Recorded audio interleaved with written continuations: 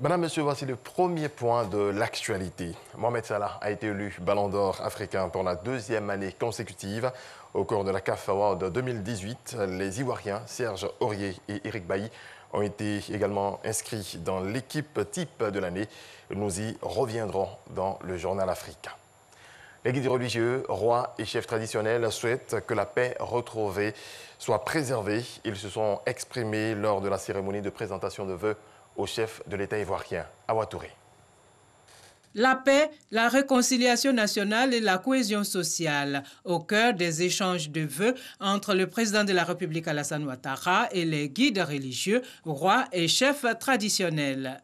Les gardiens des us et coutumes, par la voix du chef de canton de la région de Béré, ont traduit en des mots bien choisis leur satisfaction face aux grandes œuvres réalisées. Nous devons de redire aux responsables des partis politiques qu'il leur faut renouer avec le dialogue politique, qu'ils se doivent de tirer les leçons conséquentes de notre douloureuse histoire politique récente et faire en sorte que la vie de nos laborieuses et paisibles populations ne soit pas un perpétuel recommencement. Les guides religieux, conduits par le Forum des confessions religieuses et le Conseil supérieur des imams, après avoir noté avec satisfaction les avancées, ont invité le président de la République à rester à l'écoute des populations. Nous supplions le Seigneur afin qu'il apaise les esprits et mette les uns et les autres dans de bonnes dispositions quant à l'échéance 2020.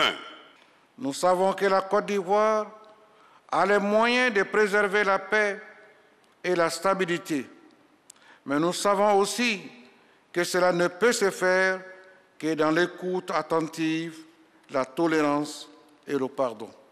En retour, le chef de l'État a dit être en phase avec les guides religieux, les rois et chefs traditionnels qui, pour lui, représentent un maillon essentiel de la réconciliation nationale. Il ne peut y avoir de développement durable sans paix véritable.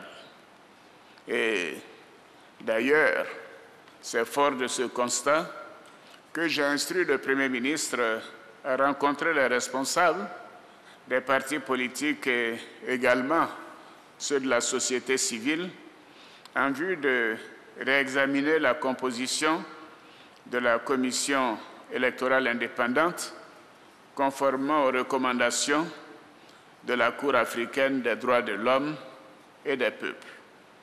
Mais je me dois de rappeler que la commission électorale actuelle est le fruit d'un large consensus. Face aux inquiétudes soulevées par la recomposition de l'environnement politique, le président de la République a tenu à rassurer ses concitoyens quant à la tenue d'élections apaisées et crédibles en 2020.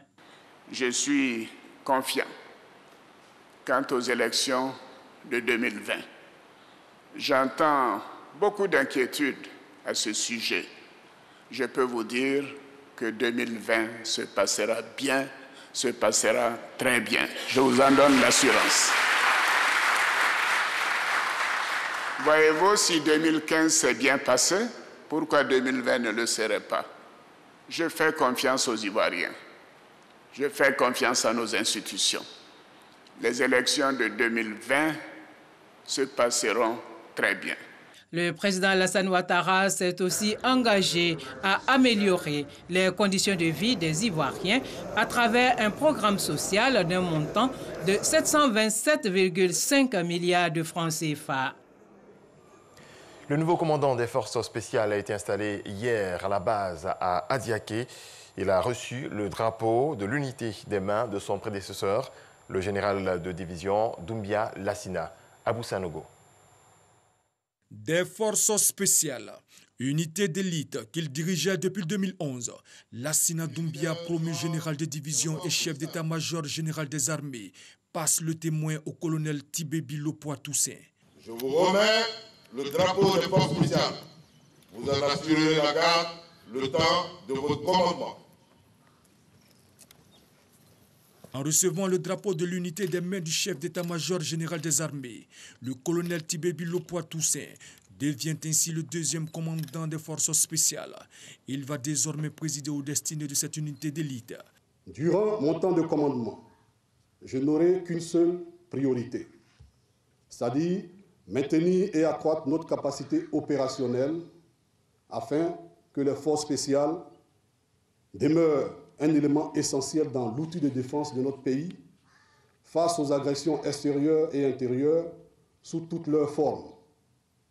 La réalisation de ce projet, de cet objectif, passera donc par 3 axes: la discipline, l'entraînement et la cohésion. Le colonel Tibébi Lopois-Toussaint, qui vient de prendre le commandement des forces spéciales, est au sein de cette unité depuis 2011. Il a été successivement commandant d'un détachement léger de sécurité à Akakro, commandant de la base d'Adjaké, chef du bureau opérations et instructions, officier supérieur adjoint chargé des opérations, commandant second par intérim et commandant second des forces spéciales.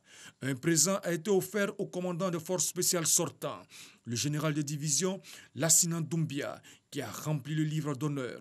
Un défilé des troupes à pied a mis fin à la cérémonie de passation de commandement.